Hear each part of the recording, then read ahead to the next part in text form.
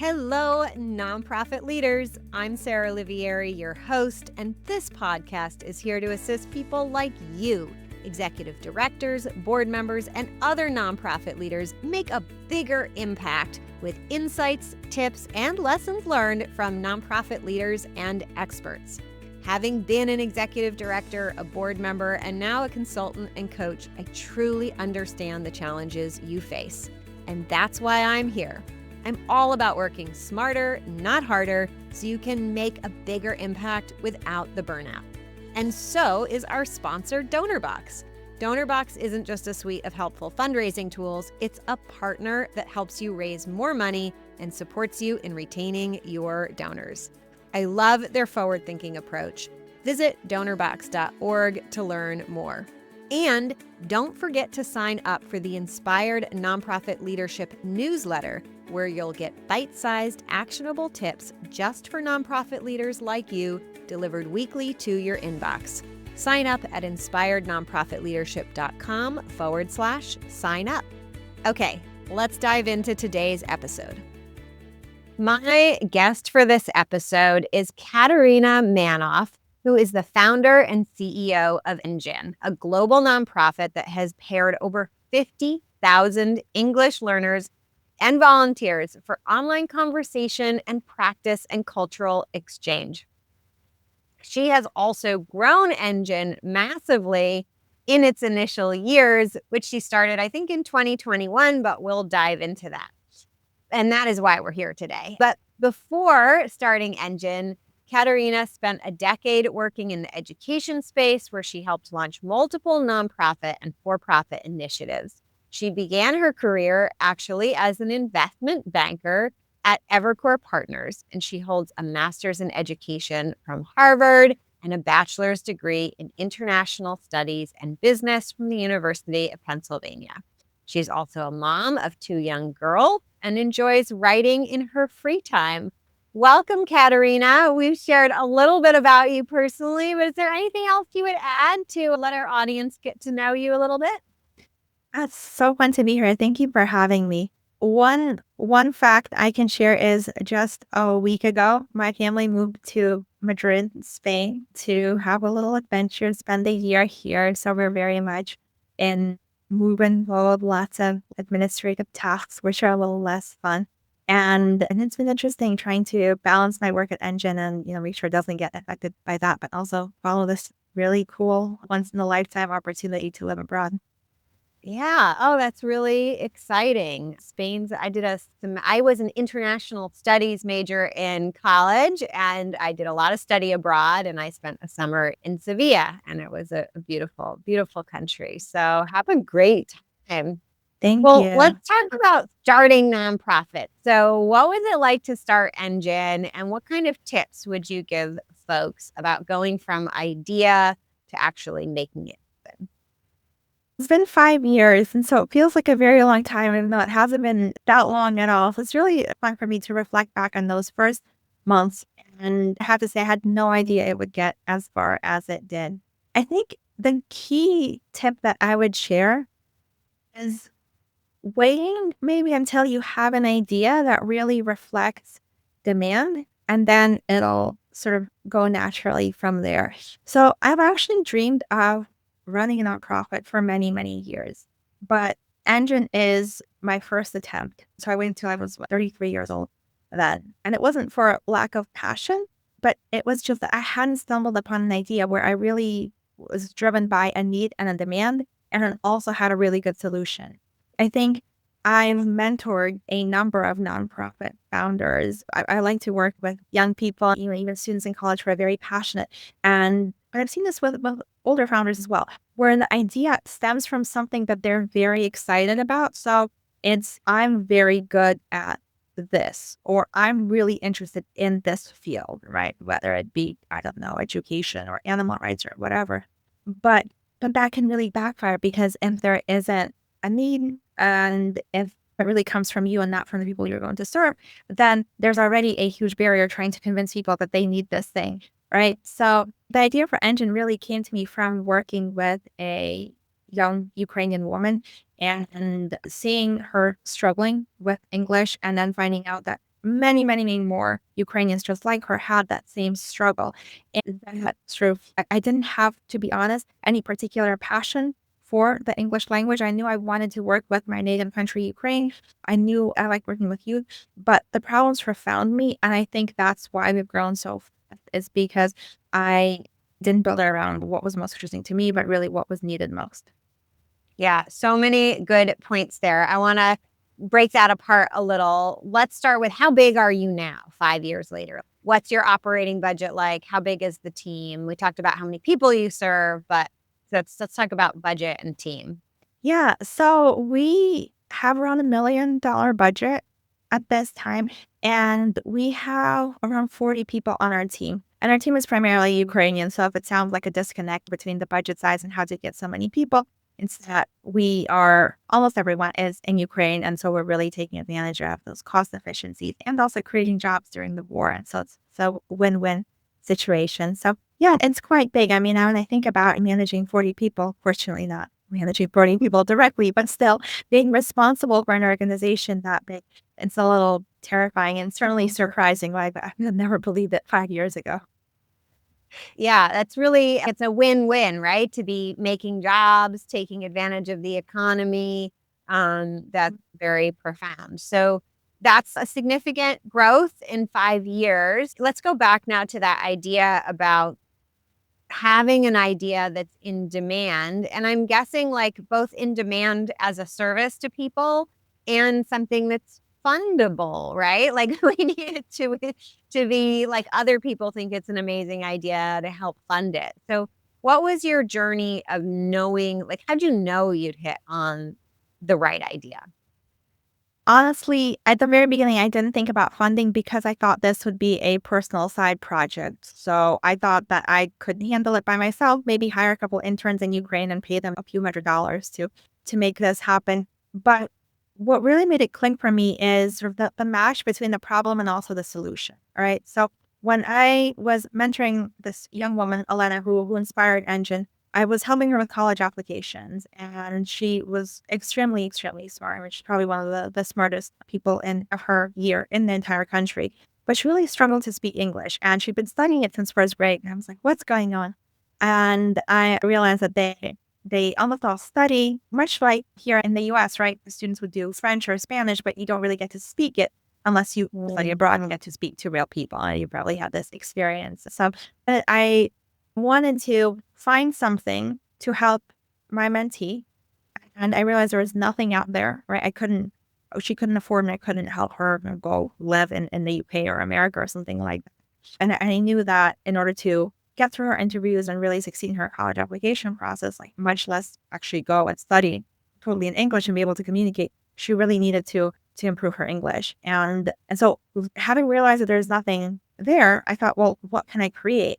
And that's when the idea really hit me, that there's all of these high school students who need to hit certain community service hours. And there is a huge demand to get flexible and rewarding volunteer opportunities. And it's actually can be quite hard because as high school student, I can't drive. I have a very busy schedule. So there's these logistical obstacles. A lot of nonprofits won't even accept minors because it's liability. And like, what can this kid do anyway? What value will they add?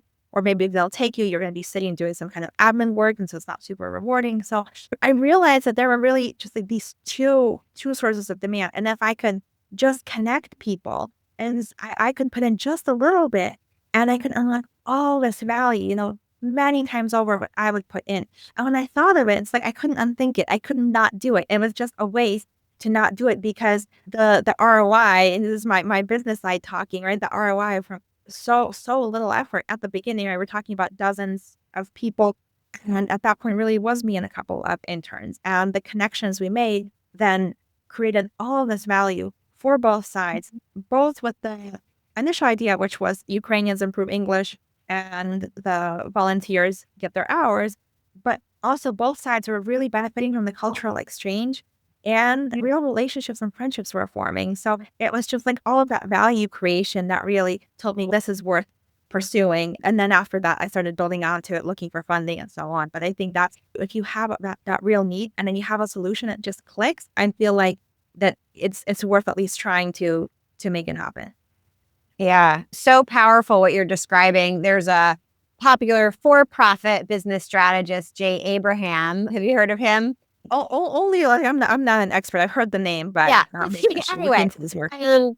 so he is kind of famous for using this idea in his business consulting, where you say, okay, what's the business problem that I have, and I need this solution, and then if I look in other industries, where is my solution actually some other industry's problems? Oh, I love that. And so that's exactly what you did, right? So you're like, I need people, English speakers who have time, who are willing to give their time to speak to Ukrainians. What other community has the problem of that they need to spend their time, in this case, doing something good, or that spending their time speaking to people in English would actually solve a problem of theirs. In this case, I need volunteer hours. And it is a great thinking exercise in whether it's for starting an organization or even a for-profit business, or even as you grow and scale your nonprofit, as you have problems, say, okay, I have this problem, I need this solution. Where can I find this solution where it's actually someone else's problem? Because that's where you get these matches made in heaven, and you get like incredibly good deal, right? Because you're actually helping them offload their problem as your solution. So you don't have to pay a premium for it, because it's like you're taking out their trash for them. So that's Yeah. really key there. And Yeah. if I can add also, I'm not sure if Jay Abraham talks about this, but it's not a one and done kind of situation. It evolves. So we Yeah. started working with high school students, but then we saw actually the majority of the demand in Ukraine was more from adults. And so then I had to say it's not safe or comfortable to have 30-year-olds working with my 15-year-old volunteers. So where am I going to find a whole new volunteer base that's going to be adults to work with these adults? And now the program is Mm-hmm. something like 80% adults. And so it's sort of a constantly evolving puzzle. Maybe that's just nonprofit leadership. Like you never solve it, you solve it for now, and then you have to keep building on it. So where did you end up finding your adults from? So this was actually our little silver lining of the full-scale invasion in February 2022, which otherwise was a huge jolt. And honestly, we thought for a while shutting ENGin down given the war.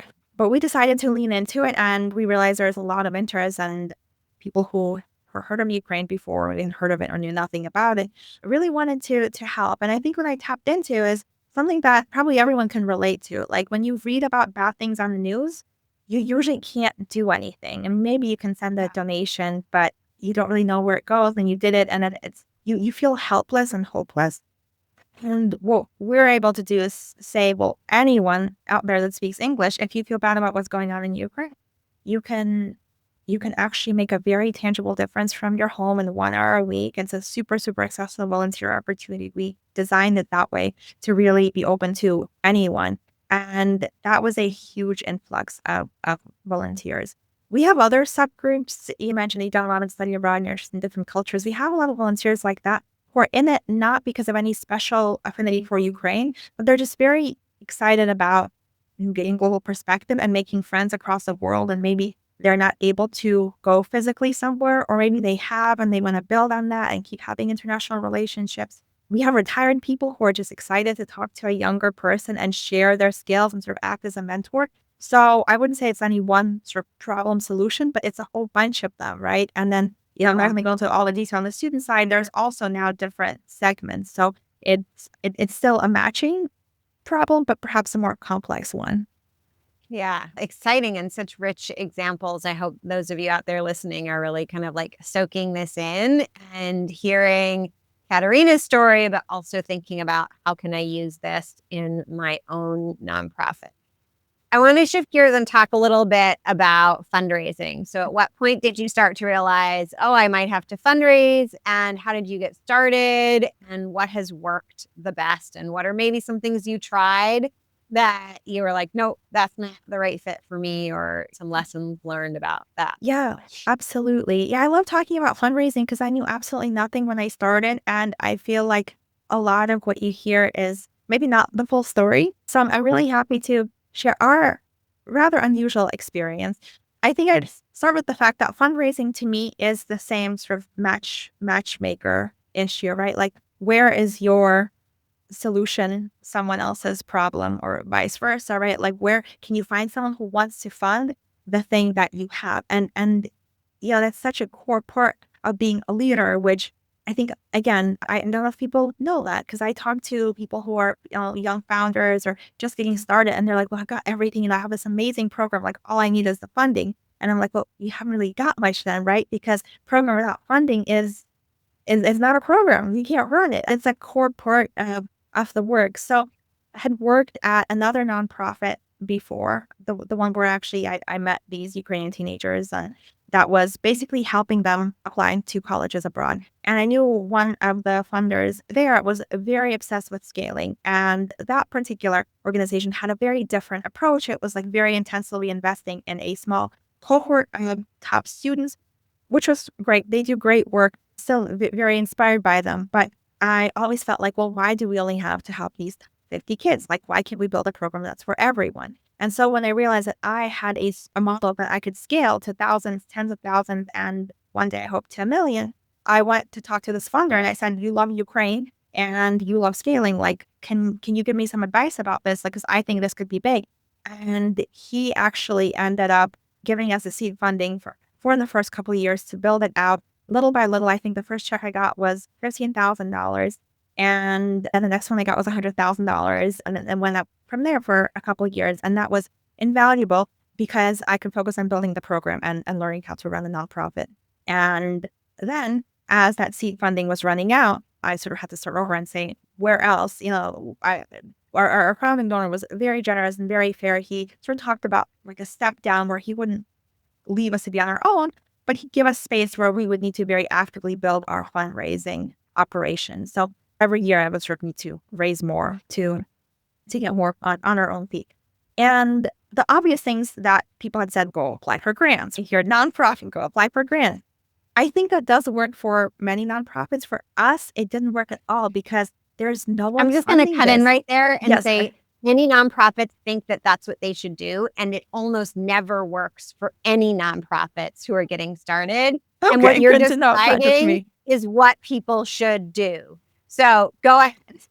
Okay, thank you for that validation. Okay, I thought it was just us, but one thing that's weird about us is like we're not anywhere, and so much grant funding is connected to specific communities, whether it's like a state, a country, a town.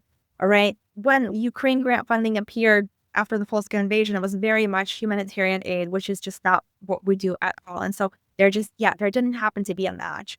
I was advised to go talk to government funding sources, and I found out what we do is way too innovative and out of the box. And there's a very specific, USA, back when it existed, did a lot of funding in Ukraine, but you had to fit into a specific template. The way that we work, like all of our budget is salaries. Like there's more technology now as well, which is again, mostly salaries for the people who build the technology, and that just doesn't fit in their boxes. And so I really had to think about individual donors. But again, here, if you think about how to get the general public to donate, well, it's often by an emotional connection, right? Like this is what I do. I see something and I feel really sad or bad and I just want to help, right?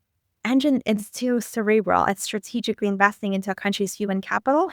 And we're changing people's lives like a little bit for many, many people. And then the overall impact is big. So it's much more intellectual. And we don't have stories of someone who was like dying and then we saved them or anything like that, because those people aren't coming to us. It's really about making an incremental impact. And often that impact is going to pay off 10 years later, maybe, however their life path has turned out. And so, yeah, we didn't have a great pitch that would work, if we even paid for Facebook ads or whatever to get donation. So actually, our primary funding source by far is our volunteers, because they're the ones who see how life-changing the program is. We don't need to convince them. They see it with their matched conversation partner. They see how much that person's benefiting and how much they themselves are benefiting. And so we're very lucky to have gotten a lot of support from our volunteers to keep the program going. And then our second big one is student fees. Just over a year ago, we did start charging a nominal amount. It's about $30 now, which is affordable even in Ukraine. And it's for the full year on the program. And that was very controversial with some, not with students actually. They said, why didn't you start doing this earlier? Like, it's very valuable. But there are concerns from some people. And I'm really glad we did that because it's not the majority of our budget or anything, but it feels good to kind of earn our own revenue to show that our program has value to people. And we have a scholarship program as well, so it's not keeping anyone out. So it really was another win-win decision. So I do think that earned revenue, it's not for every nonprofit, but if you can do it, I would really encourage people to shift away from this. While we're a nonprofit, we want to help struggling people. Actually, people value it more when they pay for it, right? So they're more likely to show up. They're more likely to tell their friends. And honestly, I have not gotten a single complaint, even before we did the scholarship program, which we set that up shortly after. No one said, why would you give me a year of this program for free? People get it. It costs money. I'm getting a lot of value. And honestly, if people aren't willing to pay, do they really value what? So again, not for every population, but I think in many cases, it's an underutilized funding source. Yeah, I think that's such a key thing that you're sharing. When we think about what makes something accessible to people in need, part of that is, and where actually charging people makes something more accessible is one, like you said, they value it more. They have more buy-in. They're more likely, and I know that there's been studies on this, people are more likely to get results for something they pay for than something they get for free because they give it more attention and more value. And they're like, I'm going to get my investment back. But also the perception, right? When you think, I'm getting this free service, you kind of end up thinking, well, I can only afford the free thing and the free thing's never very good. And you kind of might not do it because it's free because you think, oh, it's not good. And that's an accessibility issue. Or you might do it and just have like kind of the psychological damaging impact, like I'm getting the not good thing. But by actually charging for your services, you signal that this is a quality thing. And then especially if you have the whole scholarship and sliding scale thing where people who aren't at all financially impacted can pay kind of more of a premium, you can be like, wow, like I'm getting this premium thing that's worth $100 to somebody for whom it isn't $100 is easy. And I only have to pay $30, but I'm getting this $100 thing, right? It feels like really, really good to people to receive something. And that's actually increasing accessibility to the result, not decreasing because you're charging. So really great move there. So yeah, and I just want to like highlight about this funding journey that you've told for folks listening. It is almost always makes sense to start with major donors like you did. Really get your idea clear, make sure you've got an idea and a program that's really working. And then start bringing in more individual donors. And those grants, I think about it's like building a layer cake. Like first is the larger individual donors, and then the next layer are like the individual donors who are giving it a smaller level. And then maybe you have a third layer of corporate sponsorships. And then the icing on the cake are the grants. So if you don't have cake, no icing, right? And you don't ever want to be dependent on grants. And as unfortunately so many nonprofits have learned recently who were dependent on federal grants, well, they're really hurting. And I don't think what the government did is the right move, but also nonprofits really should not be so dependent on a funding source that they have very little control over. And you have so much more control over your individual donations because you can control how you show up and build those relationships and form those partnerships. So you have a lot more control over that. So it's just a much more secure type of revenue. And I love that you shared that it came from your volunteers, because I think so often people think, oh, our volunteers, they're already giving their time. They don't want to give their money too. But so often it's just the opposite, right? Volunteers say, I give my time to this. I love this. I want to, how can I do even more? Maybe I don't have more time to give, but I have money and I see it firsthand. I'm invested and I'd love to invest more. So Exactly. great example there. Yeah. Before we run out of time, Any final words of advice for folks out there running nonprofits that you want to leave folks with? Yeah, I want to talk about confidence. This is an interesting one. I find it's a balance where if you have imposter syndrome and you're always questioning and doubting yourself, you're not staying true to your vision, as you inevitably have people telling you that you're not doing a good job and you should do it differently. Like, that's not good. And then also, if you're overconfident and you don't listen to anyone, and even if things aren't working, you just keep pushing, that's also not good. So I think for me, a big part of my journey over the last 5 years has been trying to find that balance of staying true to my vision and staying confident despite having negative feedback, which, especially when you get to this many people, right? That's a lot of stakeholders, and you're gonna upset people because you get contradictory feedback and you literally can't do it all. All right. And really trying to hold space to say, well, I know that this is right, while also being very open to feedback and also changing course when needed.